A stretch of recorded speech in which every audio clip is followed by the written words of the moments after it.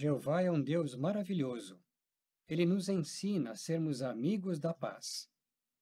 Parabéns, irmãos e irmãs, pelo esforço sincero que vocês fazem por amarem a paz num mundo tão violento e vivendo num mundo tão ruim assim. O tema desse discurso, Os Amigos da Paz Não Aprendem Mais a Guerra, nos lembra do ensino divino expresso na maravilhosa profecia de paz que está se cumprindo hoje. Vejam comigo Isaías capítulo 2, versículos 2 a 4. Isaías capítulo 2, versículos 2 a 4 dizem assim: Na parte final dos dias, o monte da casa de Jeová ficará firmemente estabelecido acima do cume dos montes, e será elevado acima das colinas, e todas as nações afluirão a ele. E muitos povos irão e dirão: Venham, subamos ao monte de Jeová, a casa do Deus de Jacó. Ele nos instruirá sobre os seus caminhos, e nós andaremos nas suas veredas. Pois de Sião sairá a lei, e de Jerusalém a palavra de Jeová. Ele fará julgamento entre as nações, e resolverá as questões referentes a muitos povos. Eles transformarão as suas espadas em arados, e suas lanças em podadeiras. Nação não levantará espada contra nação, nem aprenderão mais a guerra. Notem que os que são ensinados por Jeová não participam das guerras do mundo. Mas essa profecia que acabamos de ler, Isaías capítulo 2, versículos 2 a 4, fala só sobre neutralidade? Não. Nós convivemos em paz e união com os nossos irmãos no mundo inteiro porque não existe divisão de raça, nacionalidade ou condição social entre nós. Mas cada um de nós precisa fazer a nossa parte para ajudar a manter essa paz e união. Então, como provamos que somos amigos da paz? Vamos analisar como podemos fazer isso em 3 áreas importantes. Primeiro, nossa escolha de diversões. Segundo, como tratamos as pessoas na pregação. E terceiro, como tratamos uns aos outros na congregação.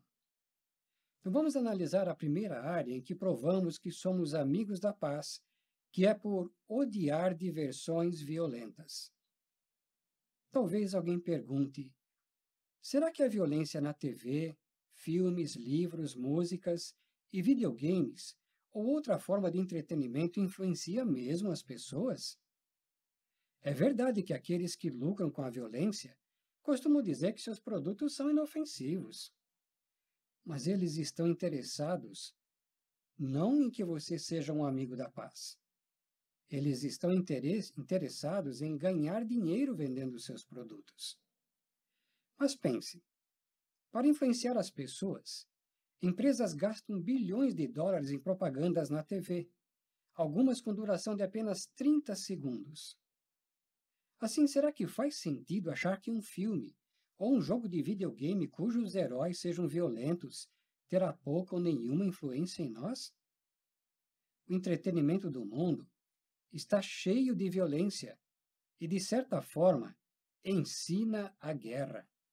Esse tipo de entretenimento pode influenciar os nossos pensamentos e também as nossas ações. Mas o nosso Criador Jeová, Deus, conhece a natureza humana muito melhor do que nós. E qual é o conceito dele sobre passar tempo com pessoas violentas, incluindo, por extensão, aquelas que nos entretêm na mídia? Jeová diz em Provérbios, capítulo 22, versículos 24 e 25, para não andarmos com quem se irrita facilmente, nem nos envolver com quem é propenso à ira. Mas qual é o motivo? Para que nós não aprendamos os seus caminhos e armemos um laço para nós mesmos. O texto é bem claro em dizer que, apesar de tantas influências ruins, podemos escolher o nosso entretenimento e também as pessoas com quem nós nos associamos. Então precisamos nos perguntar: que tipo de pessoa eu quero ser? Daí, associar-nos com as pessoas que têm os mesmos valores e objetivos que nós queremos ter. É exatamente isso que Provérbios capítulo 13, versículo 20 diz. Lá diz que quem anda com sábios se tornará sábio, mas quem anda com tolos acabará mal. Assim fica muito claro que o tipo de influência que enche a nossa mente determina se vamos ou não buscar a paz se tivermos problema com uma outra pessoa. Mas por que será que nós precisamos fazer isso? Bem, notem o que a Bíblia nos diz aqui no livro do Salmo 11, versículo 5. Salmo 11, versículo 5 nos diz assim: Jeová examina tanto os justos como os maus.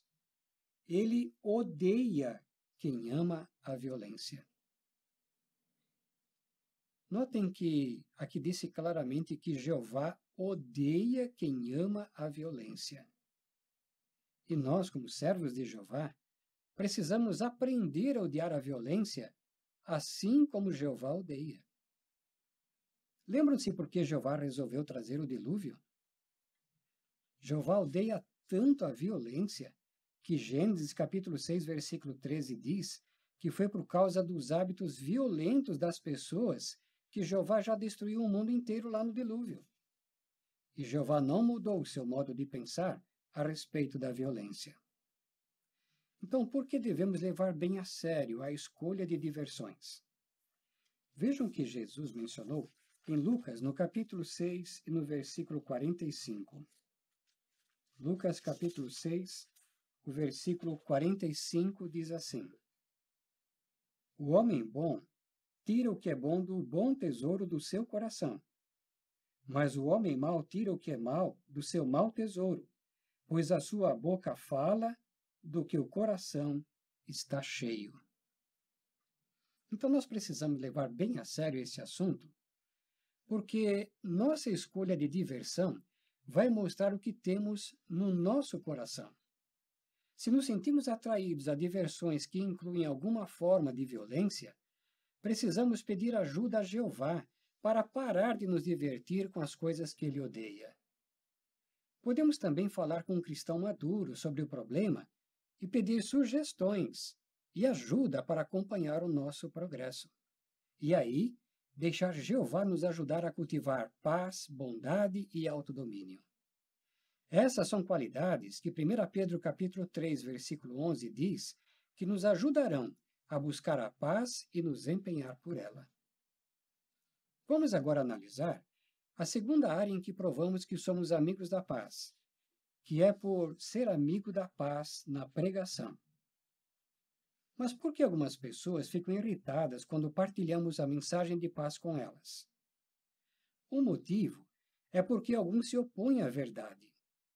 Outro motivo é que algumas pessoas estão aflitas devido a problemas pessoais ou tragédias na família. E ainda outro motivo é que talvez nós simplesmente chegamos na hora errada na porta daquela pessoa. Mas nós podemos olhar para o exemplo de Jesus. Sabem por quê? Porque Jesus deu exemplo de como procurar os amigos da paz. Como que Jesus refletia a atitude de Jeová em relação às pessoas que haviam feito coisas erradas? Nós aprendemos na Bíblia que Jesus era um zeloso proclamador do reino. Ele tinha temperamento brando, mas também era corajoso ao lidar com as pessoas. Ele refletia o espírito de Jeová, que incentiva os malfeitores a deixar seu mau caminho e voltar a Jeová, que terá a misericórdia deles. Ao lidar com pecadores, Jesus ficava atento às evidências de melhoras e procurava encorajá-los. Foi assim que ele fez com aquela mulher, conhecida como pecadora, que é mencionada em Lucas no capítulo 7, que chorou e começou a molhar os pés de Jesus e secá-los com seus cabelos e depois derramou óleo perfumado nos pés dele. Então veja, ele procurou ver como é que aquela pessoa estava melhorando e o que ele fez para poder depois encorajá-la. Mas sabem por que Jesus fazia isso? Porque 1 Timóteo capítulo 2, versículos 3 e 4, diz que é da vontade de Jeová que todo tipo de pessoa se arrependa e seja salva. E Jesus sabia disso. Assim, em vez de julgar as pessoas à base da aparência, Jesus imitava a benignidade, tolerância e paciência de seu Pai, com o objetivo de levar essas pessoas ao arrependimento. E nós, igual a Jesus, queremos refletir essa atitude de Jeová.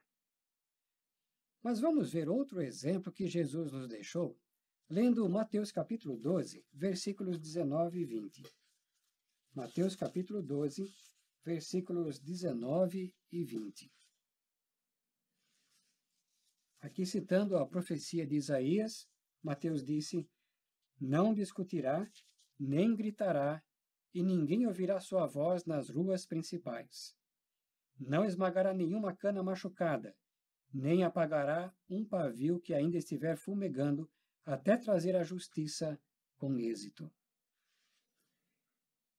Interessante notarmos essa profecia de Jesus, sobre Jesus. O texto diz que Jesus não ia discutir, nem gritar com as pessoas. Mesmo quando ele estava sob pressão, falava a verdade de um modo que atraía as pessoas sinceras. Então, que espécie de resposta, às vezes, Jesus dava aos opositores? Durante seu ministério, Jesus falou a muitos fariseus que eram os que mais abertamente se opunham a Jesus. Alguns deles ouviam o que Jesus dizia só para depois tentar criar uma armadilha para ele. Mas por que Jesus deu testemunho para alguns deles? Porque Jesus não achava que todos eles tinham más motivações. Vamos ver exemplos. Simão, um fariseu, que era um tanto crítico, pelo visto queria conhecer melhor Jesus e o convidou para uma refeição. Jesus aceitou o convite e, naquela oportunidade, deu testemunho a todos os que estavam ali. Em outra ocasião, um fariseu de destaque chamado Nicodemos veio a Jesus na calada da noite. Jesus não o repreendeu por ter esperado escurecer. Antes, deu testemunho a Nicodemos sobre o amor demonstrado por Deus ao enviar seu filho para que a salvação das pessoas pudessem acontecer, se estas exercessem fé nele. E Jesus, com bondade, salientou também a importância de obedecer a Deus. E qual foi o resultado de Jesus ter agido assim? Mais tarde, Nicodemos se manifestou a favor de Jesus quando outros fariseus depreciaram um comentário favorável sobre ele. Mas tinha uma coisa que Jesus não fazia. Sabem o que era? Ele não permitia que os seus opositores o levassem a debates inúteis. Quando apropriado, ele dava respostas breves e convincentes, por declarar um princípio, usar uma ilustração ou citar um texto bíblico. Já em outras ocasiões, Jesus simplesmente não respondia quando era evidente que não valia a pena fazer isso. Outra situação era que, de vez em quando, algumas pessoas possuídas por espíritos impuros gritavam contra Jesus. Quando isso acontecia, como Jesus ajudava as pessoas? Ele se controlava e até mesmo usava o seu poder divino para aliviar o sofrimento daqueles que eram dominados pelos demônios. Bem, a Bíblia diz que atualmente os cristãos não têm o poder de curar pessoas nem expulsar demônios. Então, como é que nós podemos imitar a Jesus? Se alguém ficar irritado e gritar conosco quando estamos empenhados no ministério, precisamos, como Jesus, nos controlar e nos esforçar a lidar com a situação de modo bondoso e com tato. Então vocês perceberam, irmãos e irmãs? Jesus, o nosso exemplo, não discutiu com as pessoas. Ele era pacífico mesmo quando estava sob pressão. Será que era por isso que as pessoas gostavam tanto de ouvir Jesus? Claro que sim, porque ele falava de forma bondosa e mansa. Esse jeito de falar cativava as pessoas e elas ficavam simplesmente maravilhadas.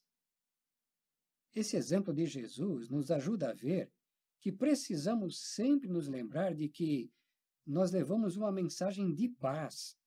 Por isso, devemos tratar as pessoas de modo pacífico. Mas para encontrar um amigo da paz, o que nós precisamos fazer?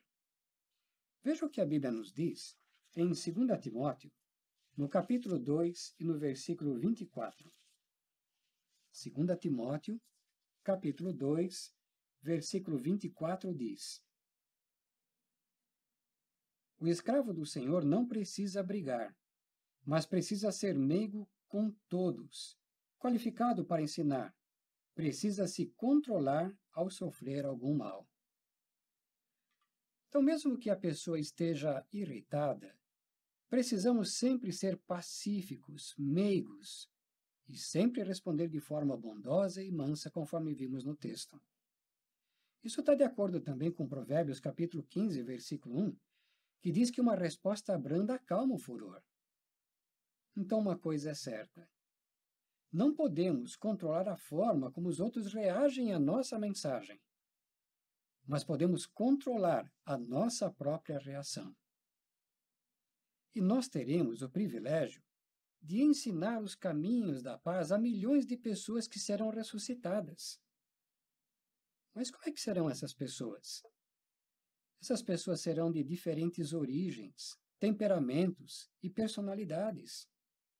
Então, se aprendermos a buscar a paz agora, com certeza, isso nos ajudará muito também lá no Novo Mundo. Mas vamos agora ver a terceira área em que provamos que somos amigos da paz, que é por promover a paz na congregação.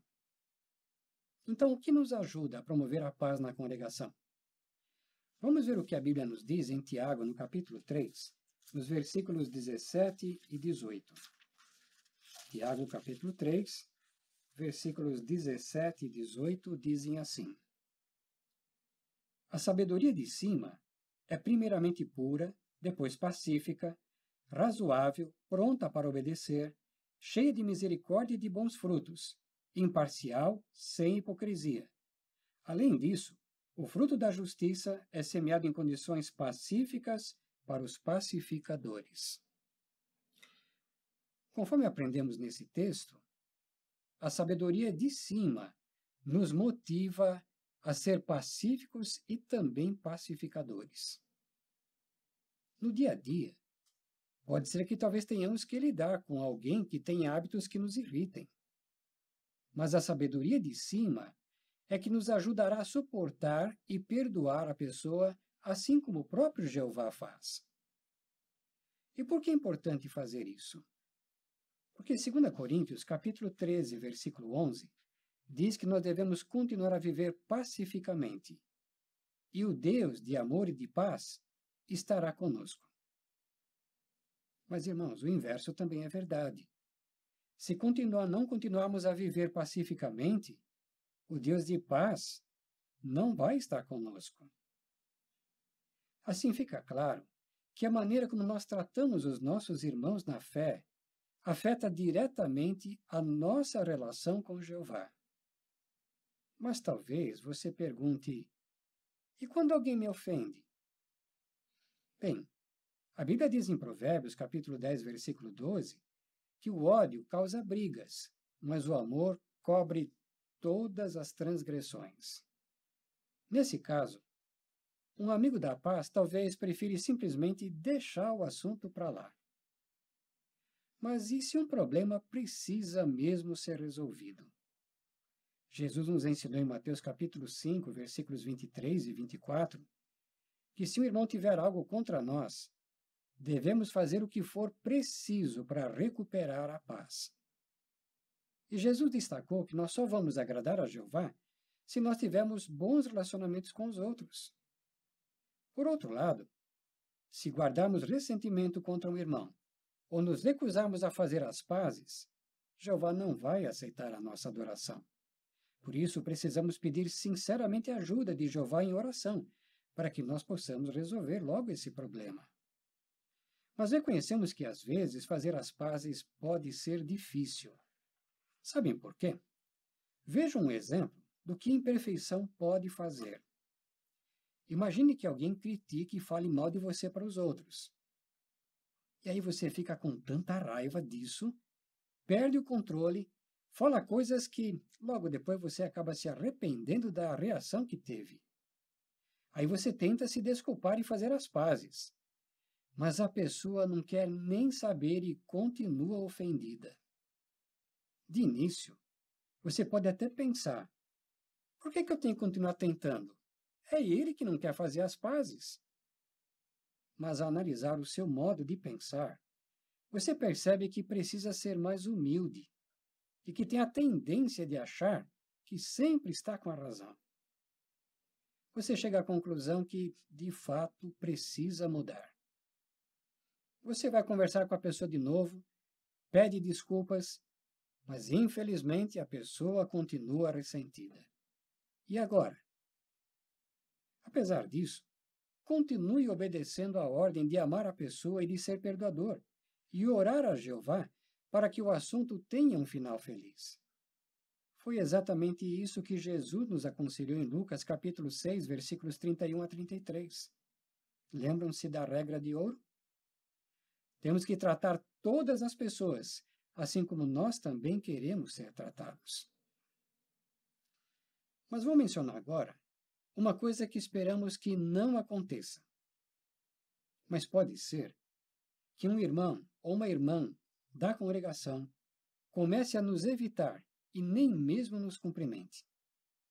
E aí, o que fazer? Uma irmã chamada Laura passou por essa situação. Ela explicou que certa irmã virava a cara para ela e ela nem sabia por quê. Isso a deixava tensa e ela ia triste para as reuniões. No começo, Laura pensou: a culpa não é minha. Até mesmo outros irmãos no salão acham que essa irmã é meio estranha. Mas Laura deu os passos para fazer as pazes. Ela orou a Jeová e decidiu falar com a irmã. Elas conversaram sobre o problema, se abraçaram e fizeram as pazes. Que bom, não é? Só que Laura contou que quando tudo parecia indo muito bem, a irmã voltou a tratá-la como antes. E aí, ela ficou muito desanimada. De início, Laura achava que só poderia ser feliz se a outra irmã mudasse de atitude. Por fim, ela percebeu que o melhor que ela podia fazer era continuar tratando a irmã com amor e perdoá-la liberalmente. Felizmente, Laura se lembrou de 1 Coríntios capítulo 13, versículos 5 e 7, que diz que o verdadeiro amor cristão não leva em conta o dano, mas suporta todas as coisas, persevera em todas as coisas. Sabem qual foi o resultado? Laura recuperou a paz mental. Com o tempo, aquela irmã começou a tratá-la melhor. Então, o que nós aprendemos? Quando nós buscamos a paz com os nossos irmãos e irmãs, continuamos tendo amor por eles, podemos ter certeza de que o Deus de paz e amor estará conosco. Mas precisamos nos lembrar de que, se precisamos resolver um problema com alguém, temos de pensar com antecedência no que vamos dizer e como vamos dizer isso de forma pacífica. Lá em Colossenses capítulo 4, versículo 6, diz que as nossas palavras têm que ser temperadas com sal. Isso quer dizer, irmãos, que as nossas palavras precisam ser gostosas de ouvir. Mas para conseguir falar palavras assim, que sejam gostosas de ouvir, precisamos pedir sinceramente a ajuda de Jeová em oração. E se não conseguimos os resultados que gostaríamos na primeira conversa, vamos tentar fazer as pazes de novo em outra oportunidade. Com certeza, os nossos esforços para manter a paz com os nossos irmãos vão resultar em muita alegria. Então, irmãos, nós queremos estar determinados a sermos amigos da paz. Sempre precisamos nos lembrar de que Filipenses capítulo 4, versículo 9 diz que nós somos instruídos pelo Deus de paz. Assim, queremos continuar sendo amigos da paz e participar no cumprimento da profecia de Isaías capítulo 2, versículos 2 a 4. Chegou a hora agora de termos a nossa pergunta de revisão. E a pergunta é: como podemos provar que somos amigos da paz? A resposta se baseia em 3 textos bíblicos. Salmo 11, versículo 5, 2 Timóteo capítulo 2, versículo 24 e Tiago capítulo 3, versículos 17 e 18. E a resposta é: os amigos da paz não aprendem mais a guerra. Assim, odiamos as diversões violentas, falamos de forma pacífica na pregação e promovemos a paz na congregação. Repetindo, os amigos da paz não aprendem mais a guerra, assim, odiamos as diversões violentas, falamos de forma pacífica na pregação e promovemos a paz na congregação. Irmãos e irmãs, tenham certeza de que os nossos esforços unidos para promover a paz são uma prova de que a promessa de uma terra cheia de pessoas pacíficas não é apenas um sonho, mas em breve se tornará realidade.